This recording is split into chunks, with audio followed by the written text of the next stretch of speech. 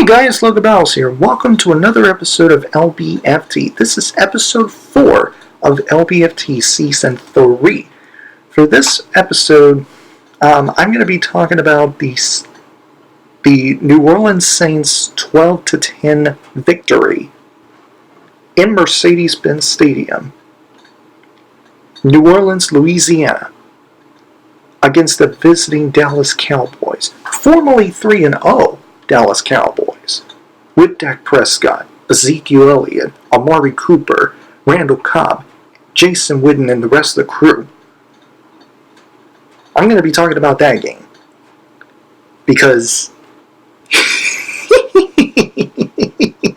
the New Orleans Saints avenged against the Dallas Cowboys. That is what they just did. What the Saints did to the Cowboys this past Sunday is exactly what the Dallas Cowboys did to the Saints last year, when the Saints, with Drew Brees, mind you, Mark Ingram, Alvin Kamara, and Michael Thomas, visiting the Dallas Cowboys with Dak Prescott and the rest of the crew. What the Saints did to the Cowboys in Mercedes-Benz Stadium is exactly, this past Sunday is exactly what the Dallas Cowboys did to the Saints at Jerry World. That's just the bottom line. I mean, the Saints did beat the Cowboys. Oh, I was so excited to watch that. That game was really exciting, even as a low-scoring game. It was an exciting defensive game to watch. I mean, defenses for both teams were sensational. The Dallas Cowboys defense was no joke. The New Orleans Saints defense was ridiculous, and I say that in a good way because they were ridiculously good. I mean, they were very impressive. That they've been holding the Dallas Cowboys to 10 points, only allowing a touchdown and a field goal, making it 10 points allowed. But they've been holding Dak Prescott under what he usually has been for the course of 3 first seasons of this, or weeks of this season. I mean, you know, Dak Prescott has some decent numbers. He put up a decent performance despite being held to 10 points. Being 22 of 33, 223 passing yards. Not bad, but not great as well. 0 touchdowns, 1 interception. Yes, that interception he had. It was at the very end of the game where Dallas was trying to, they were down within, I believe it was 2 seconds of the game, and they were behind midfield, probably 10 yards behind midfield, still at their own territory, and they were going for a Hail Mary, and then the whole game ended with an interception. Of course they weren't, because of course Cowboys were going to lose anyway, because they're not close enough to score a field goal. They weren't at the Saints' territory to win that game by a field goal. But I digress. They hold Dak Prescott to look relatively ordinary, I guess you could say that. Only being sacked once for 11 yards. He had a decent QBR, 76.8. He also had a decent passer rating, which is 73.2. Now, let's talk about Ezekiel Elliott, because he was nowhere to be found. I mean, you hear these Cowboys fans and some of the other analysts on ESPN or Fox standing up there with their straight faces sticking out their chests and saying, wherever Zeke goes, the Cowboys go? Well, I got news for those people. Zeke didn't go anywhere. The Cowboys didn't go anywhere because Zeke didn't go anywhere. I mean, 18 carries, 35 rushing yards, and averaging 1.9 yards per carry. This is Ezekiel Elliott, mind you, who's proven to be one of the best running backs in pro football, and he's been held under 2 yards per carry. Under 2 yards per carry. This is Ezekiel Elliott. And the Saints held Ezekiel Elliott under 2 yards per carry. That's insane. And Jason Witten had a good game, or more like a decent game. I would say an average game. So did this dude, Blake Jarwin. Yeah, he had a good game, a decent game as well. I mean, Amari Cooper, Randall Cobb, Dallas receiving corps. I mean, they were not getting open for the majority of this game, and it's due to the Saints defense, who showed up and showed out when it counts, and that is without Drew Brees. Still, I mean, Teddy Bridgewater. Oh boy, he didn't have a good game. He didn't really have a good game. I mean, look at his QBR. I mean, he had a QBR of 17.8. He had 1 interception and 0 touchdowns. He's 23 of 30. Passed for nearly 200 yards.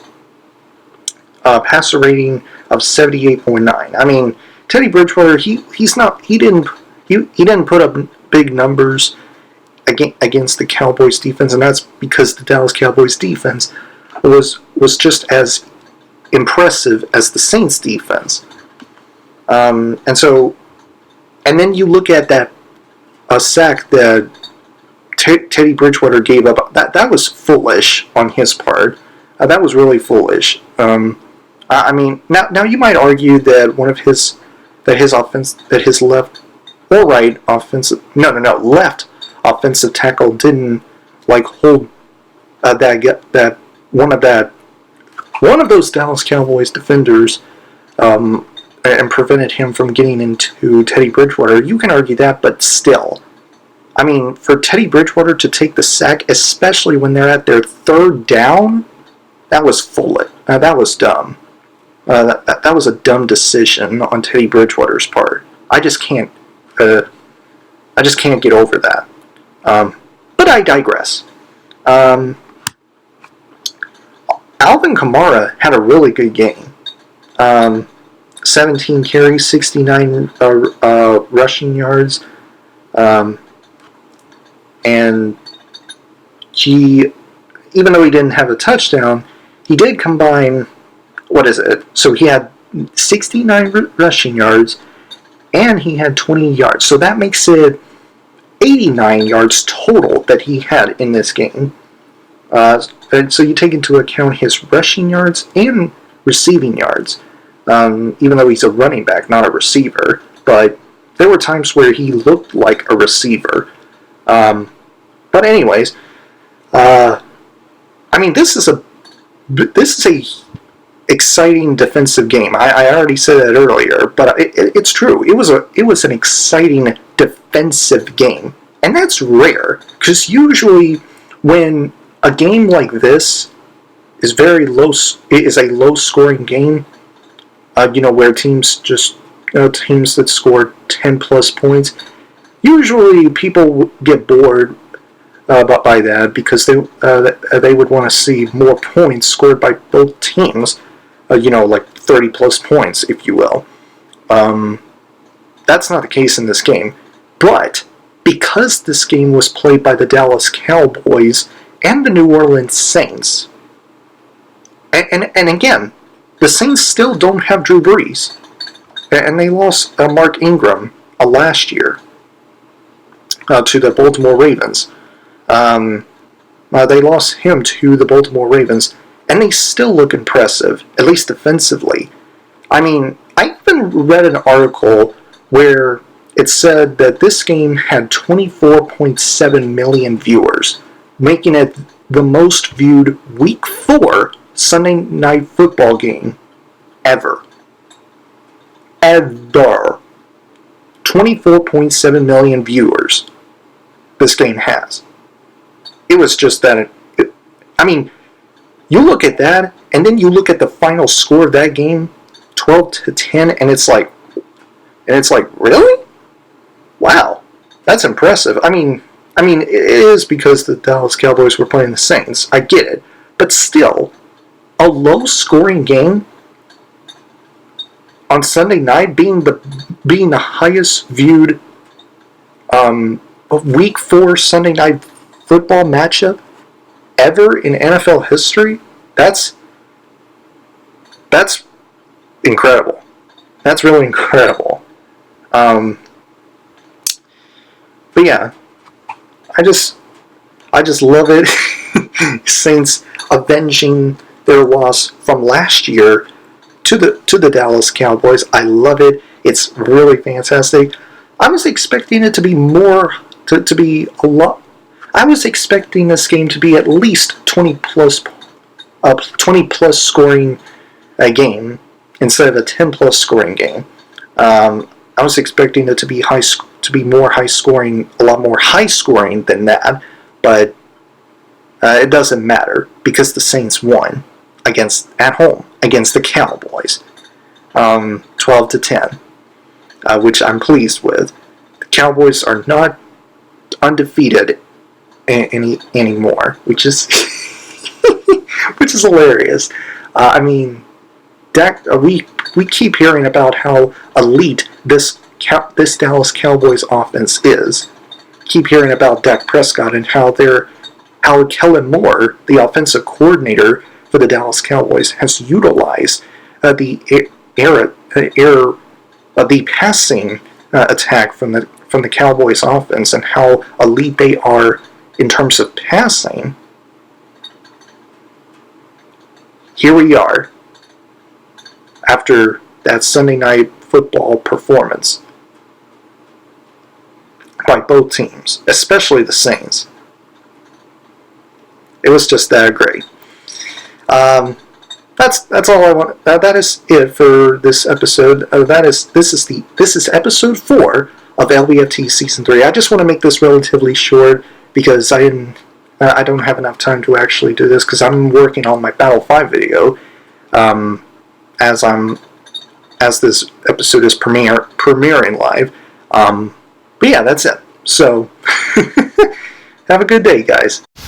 Thanks for watching this video. If you enjoyed it, be sure to give it that like button to click, and if you'd like to see future videos from me, make sure to press up there to subscribe, and don't forget to turn on that bell icon so that you'll get notified about my latest videos. Have a great day, and as always, fight the good fight.